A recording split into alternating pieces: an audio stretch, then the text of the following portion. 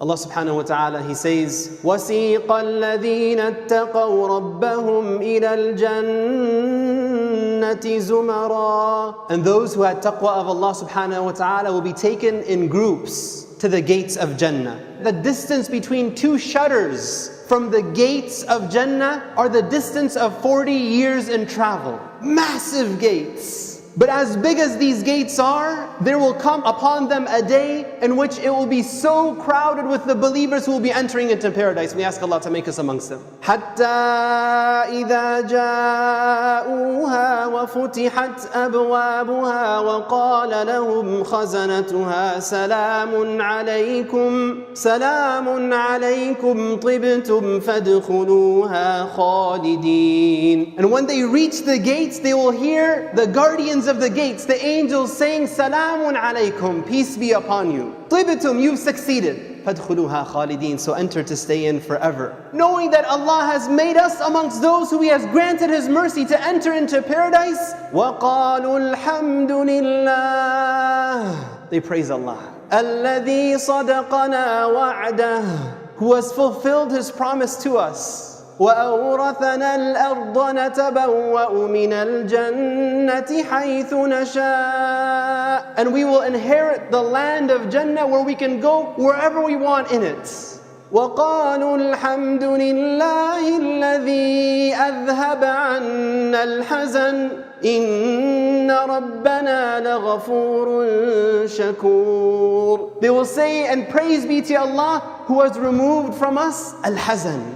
All sadness and sorrow is gone. الذي أحلنا دار المقامة من فضله لا يمسنا فيها نصب ولا يمسنا فيها لغوب. The one who has granted us the home of permanent abode from His bounty, and we will not have any weariness of mind nor fatigue that will touch us therein. And as you enter Jannah, you hear a cry or call out, and He says, Ya Ahl al-Jannah, you will live and you will never die, and you will be healthy forever, and you will never have to worry about being sick, and you will be young and you will never grow old, and you will always be in a constant state of bounty. You'll never have to worry about any loss. The Prophet ﷺ, he says, you will be 30 or 33 years old, the peak of your strength and your health, and you will never grow past that. جَنَّاتُ عَدْنٍ يَدْخُلُونَهَا يُحَلَّوْنَ فِيهَا مِنْ أَسَاوِرَ مِنْ ذَهَبٍ وَلُؤْلُؤًا وَلِبَاسُهُمْ فِيهَا حَرِيرٌ. Allah says that when they enter Jannah, they will be adorned with the adornments of Jannah from bracelets of gold and pearls, and their garments, their clothing will be of silk. What's there to eat? And so a Jewish rabbi, he came to the Messenger of Allah ﷺ, and he was testing him to see if he had knowledge from the knowledge that he had. And it was a long hadith in Bukhari and Muslim, and amongst the questions he asked the Messenger of Allah ﷺ is, what will be their first meal in paradise? And so the Messenger of Allah ﷺ, he said, زِيَادَةُ كَبَدٍ نُون, which may not sound like the first choice you would have. He said that their first meal will be from the liver of a whale. But this is a whale of Jannah. And what will be their food after that?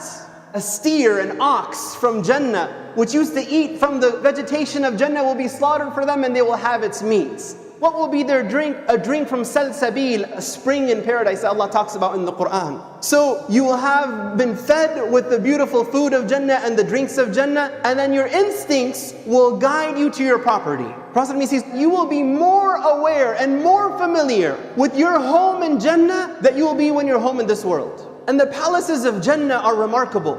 Gold and silver and emeralds and rubies, a massive palace. The door of the palace will be opened, and He says that it's made of a hollowed pearl. The roof, the doors, the locks, and even the keys are all made from this pearl. And then you see your spouse, your wife or your husband, and you just freeze. And because Jannah is eternity, you could spend 10 years just gazing at the beauty that Allah has created for you. The beauty of your wife or the beauty of your husband. And everybody will be married in Jannah. There's nobody single in Jannah. If you were married in this world, you'll be joined together in the hereafter, inshallah. To give you an idea of the beauty of the woman of Jannah, the Prophet says in a hadith, he says, if a woman from the woman of paradise were just to look towards this dunya, the space between the paradise and this dunya would be filled with lights. And the cloth that is on her head is worth more than all of this world and whatever it contains. So you see your wife and you see your palace and you see the decor, cushions and carpets and thrones and sofas and beds and the like. And then you want to eat some more, you can eat some more, whatever you want is given for you, it's there for you. And then you decide, let's go out, let's explore. So you walk out of your home and right away you are greeted with a beautiful smell. And so you're wondering, where is this smell coming from? And you realize the hadith of the Prophet ﷺ where he says, its soil has a scent of misk. لا يرون فيها شمسا ولا زمهريرا. You won't find it too hot, nor will it be too cold. Perfect weather. Prophet says you won't have to use the bathroom, and you don't have to have nasal congestion or allergies. You won't have to spit. And he says, and if you sweat, it's going to be the smell of misk. And then you hear the rivers of Jannah. You hear water flowing outside of your property, so you say, let's go see what this is. مثل الجنة التي وعد المتقون فيها أنهار من ماء غير آسن. The description of the paradise who Allah has given to the muttaqeen. There is 4 flowing rivers, the first of which is described as water that never gets contaminated. وَأَنْهَارٌ مِّن لَبَنٍ لَمْ يَتَغَيَّرْ طَعْمُهُ. And rivers of milk whose taste will never change. وَأَنْهَارٌ مِّنْ خَمْرٍ لَذَّةٍ لِلشَّارِبِينَ. And rivers of wine that are sweetness to those who drink it. Neither does it intoxicate, nor does it give you a headache. وَأَنْهَارٌ مِّنْ عَسَلٍ مُصَفَّى. And rivers of purified honey. So you go to your rivers that are flowing beneath. تجري من تحتها الأنهار. Beneath your gardens. You perhaps drink from one river and another and another, and each time you drink, every time you eat some fruit or you taste something from Jannah, you say, this looks like what I tasted before, but every time you taste it has a new and better taste than the time before. Allahu Akbar. And you see the trees of Jannah, you will see massive trees in Jannah. The Prophet says, a rider can ride through its shade for 100 years and not pass it by. And he says that the trunks of the trees of Jannah are made of gold.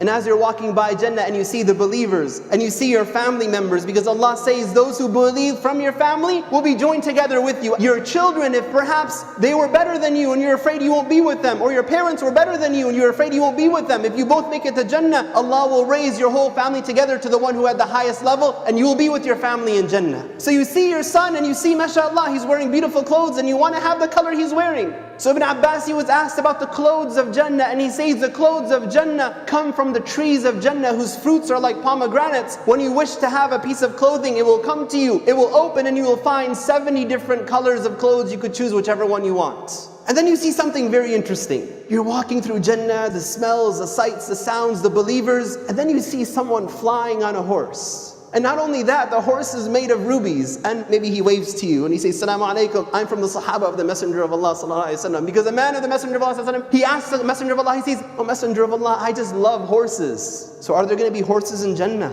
The Messenger of Allah told him that if Allah enters you into Jannah, Allah will give you a horse made of red rubies that has 2 wings. You can fly with it wherever you want to Jannah. You want to go visit the Prophet ﷺ on the horse? Go ahead. Go to Kawthar? Go ahead. Go to the Anbiya, go to the Salihin. Fly wherever you want.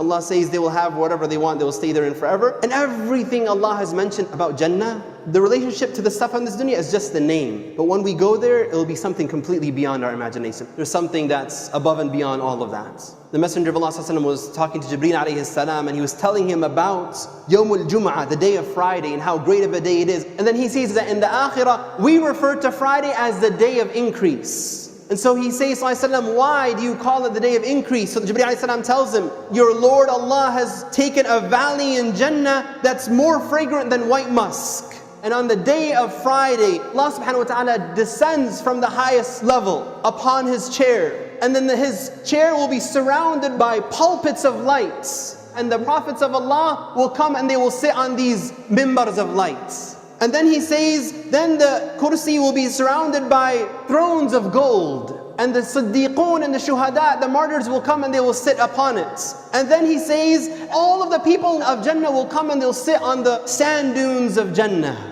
And no one will think the other to be higher than the other.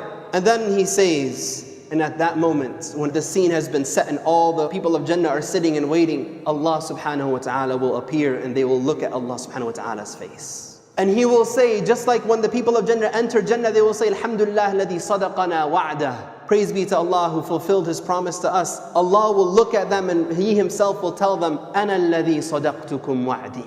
I am the one who fulfilled my promise to you. وَأَتْمَمْتُ عَلَيْكُمْ نِعْمَتِي, and I have completed my favor upon you. هَذَا مَحَلُّ كَرَامَتِي فَاسْأَلُونِي. This is the place for my generosity, so ask me whatever you want.